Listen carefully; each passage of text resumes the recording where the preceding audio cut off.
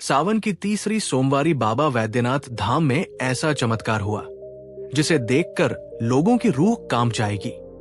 ये घटना आस्था की उस चमत्कार की है जिसमें भक्ति की गहराई को दर्शाती है। सावन का महीना भगवान शिव का प्रिय महीना, जब हर शिव भक्त अपनी श्रद्धा और भक्ति को नई ऊंचाइयों तक ले जाता है। झारखंड के देवघर में बाबा वैद्यनाथ धाम इस दौरान भक्तों की आस्था का केंद्र बन जाता है। हर साल लाखों कांवड़िए सुल्तानगंज से गंगाजल लेकर 105 किलोमीटर की कठिन यात्रा पूरी करते हैं ताकि बाबा वैद्यनाथ को जल अर्पित कर अपनी मनोकामनाएं पूरी कर सके। लेकिन सावन 2025 की तीसरी सोमवारी को ऐसा चमत्कार हुआ जिसने न केवल कांवड़ियों बल्कि पूरे देश के शिव भक्तों को हैरान कर दिया।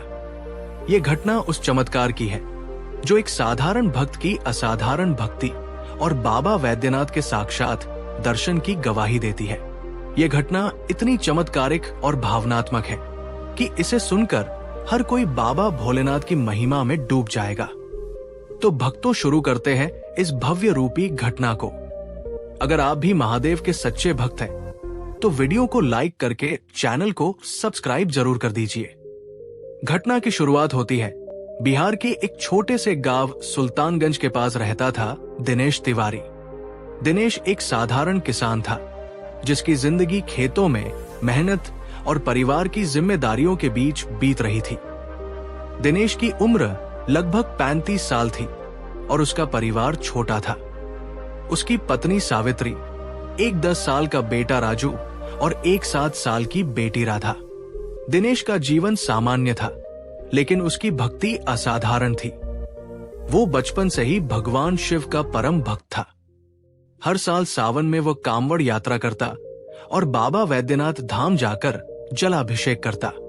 इस साल सावन 2025 में दिनेश ने एक विशेष संकल्प लिया। उसने तय किया कि वो 110 किलोमीटर की दूरी नंगे पांव बिना रुके और बिना किसी सहायता के पूरी करेगा। संकल्प केवल जल चढ़ाने का नहीं था, बल्कि वो अपने गांव की एक पुरानी समस्या पानी की कमी के लिए बाबा से प्रार्थना करना चाहता था। पिछले 3 साल से उसके गांव में सूखा पड़ रहा था। खेत सूखे थे और लोग पानी के लिए तरस रहे थे। दिनेश को विश्वास था कि बाबा वैद्यनाथ उसकी पुकार सुनेंगे। दिनेश ने सावन की तीसरी सोमवारी यानी 28 जुलाई 2025 को अपनी यात्रा शुरू की। सुल्तानगंज के गंगा घाट पर सुबह 4 बजे उसने गंगा जल से भरी का कांवड़ अपने कंधों पर उठाई और बोल बम के जयकारों के साथ अपनी यात्रा शुरू की। आसपास के कामीए उसकी भक्ति को देखकर हैरान थे, क्योंकि दिनेश नंगे पांव साधारण धोती कुर्ता पहने बिना किसी आडंबर के चल रहा था। उसका चेहरा शांत था और आंखों में केवल बाबा वैद्यनाथ के दर्शन की लालसा थी। पहले दिन की यात्रा कठिन थी। सावन की उमस और गर्मी ने दिनेश के शरीर को थका दिया था। वो 40 किलोमीटर की दूरी तय कर चुका था और उसके पैरों में छाले पड़ गए थे। फिर भी उसका हौसला कम नहीं हुआ। रात होने पर वो एक छोटे से शिव मंदिर के पास रुका, जहां कुछ अन्य कांवड़िए भी विश्राम कर रहे थे। दिनेश ने अपनी कावड़ को सावधानी से रखा और मंदिर में जाकर प्रार्थना करने लगा। तभी एक अनोखी घटना घटी। मंदिर के पास एक पुराना बरगद का पेड़ था, जिसके नीचे एक साधु बैठे थे। साधु की उम्र करीब 70 साल थी और उनके चेहरे पर एक अलौकिक तेज था। दिनेश ने साधु को प्रणाम किया और साधु ने उसे पास बुलाया। साधु ने कहा, बेटा, तुम्हारी भक्ति सच्ची है, लेकिन तुम्हारी यात्रा आसान नहीं होगी।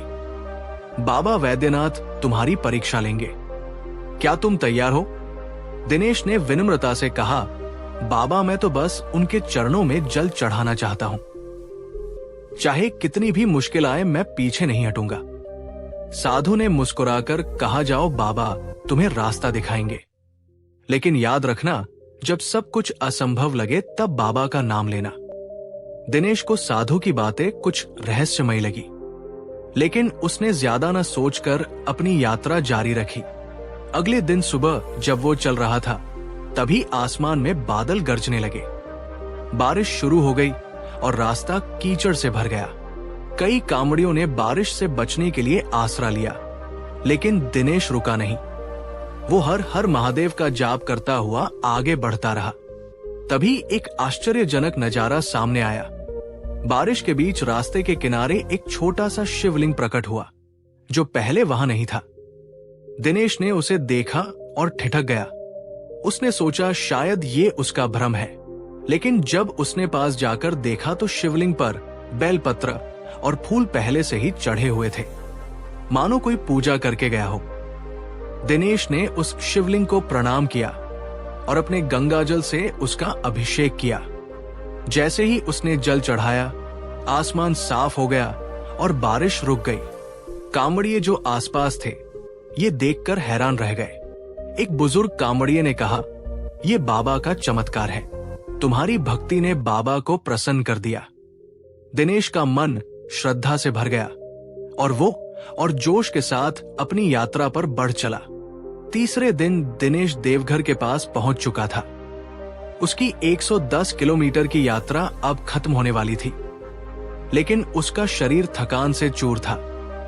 पैरों में छाले, शरीर में दर्द और भूख प्यास ने उसे कमजोर कर दिया था। फिर भी उसका मन अडिग था। वो बाबा वैद्यनाथ धाम के मुख्य द्वार से सिर्फ 5 किलोमीटर दूर था, जब रास्ते में एक अनोखी घटना घटी। शाम का समय था और सूरज ढल रहा था। दिनेश एक जंगल के रास्ते से गुजर रहा था, जहां कावड़ियों की भीड़ कम थी। तभी उसे सामने एक सांप दिखाई दिया। सांप का रंग सुनहरा था और वह दिनेश के सामने रास्ते पर रुका हुआ था। दिनेश डर गया, लेकिन उसने साहस जुटाया और हर हर महादेव का जाप शुरू कर दिया।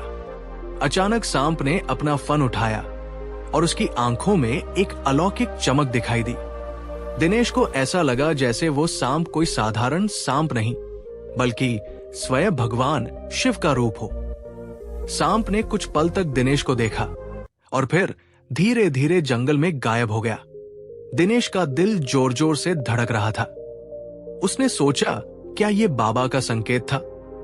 वो आगे बढ़ा और कुछ ही कदम चलने के बाद उसे एक त्रिशूल के आकार का पत्थर दिखाई दिया, जो रास्ते के बीच में था।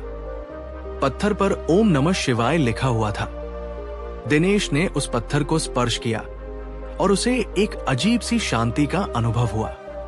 उसका सारा दर्द, थकान और भूख प्यास गायब हो गई। वो तरोताजा महसूस करने लगा, मानो बाबा ने उसे नई ऊर्जा दी हो।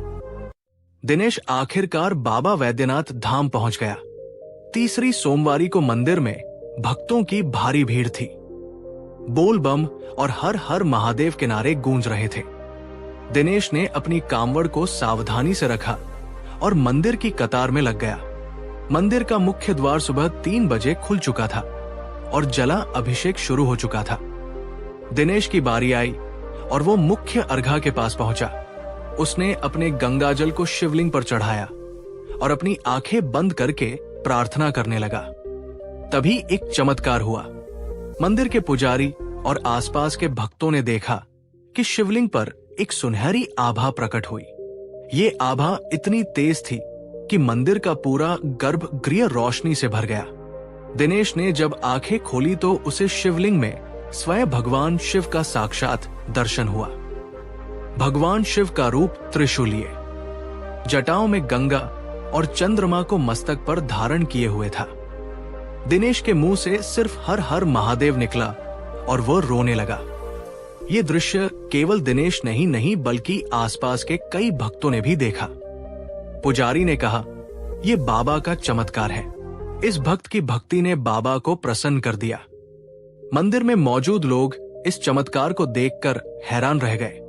कुछ लोगों ने अपने मोबाइल फोन से इस नजारे को रिकॉर्ड करने की कोशिश की, लेकिन आश्चर्यजनक रूप से उनके फोन की स्क्रीन पर कुछ दिखाई नहीं दिया।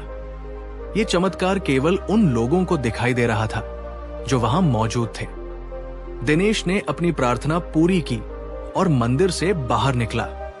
उसका मन शांति और आनंद से भरा हुआ था। वो अपने गांव लौटने के लिए तैयार था, लेकिन उसे नहीं पता था कि बाबा वैद्यनाथ उसकी प्रार्थना को पहले ही सुन चुके थे। जब दिनेश अपने गांव पहुंचा तो उसने देखा कि रातों रात गांव में बारिश शुरू हो गई थी। ये बारिश इतनी सौम्य और निरंतर थी कि सूखे खेतों में फिर से हरियाली लौट आई। गांव के कुएं जो सालों से सूखे थे फिर से पानी से भर गए। गांव वालों ने दिनेश से पूछा, ये चमत्कार कैसे हुआ? दिनेश ने अपनी पूरी कहानी सुनाई। साधु से मुलाकात, रास्ते में शिवलिंग का प्रकट होना, सुनहरे सांप का दर्शन और बाबा वैद्यनाथ के साक्षात दर्शन। गांव वालों की आंखें आश्चर्य और श्रद्धा से भर गई। उन्होंने दिनेश को बाबा का भक्त कहकर सम्मान दिया। दिनेश की ये कहानी हर उस भक्त के लिए प्रेरणा है जो बाबा वैद्यनाथ के प्रति सच्ची श्रद्धा रखता है। सावन की तीसरी सोमवारी का ये चमत्कार न केवल दिनेश के गांव में समृद्धि लाया, बल्कि पूरे देश में बाबा वैद्यनाथ की महिमा को और बढ़ा गया। दोस्तों, अगर आपको ये कहानी पसंद आई तो इसे अपने दोस्तों, परिवार और रिश्तेदारों के साथ शेयर जरूर करें। और वीडियो पसंद आई है तो वीडियो को लाइक करके चैनल को सब्सक्राइब जरूर करें और कमेंट बॉक्स में हर हर महादेव बोल बम जरूर लिखें। धन्यवाद।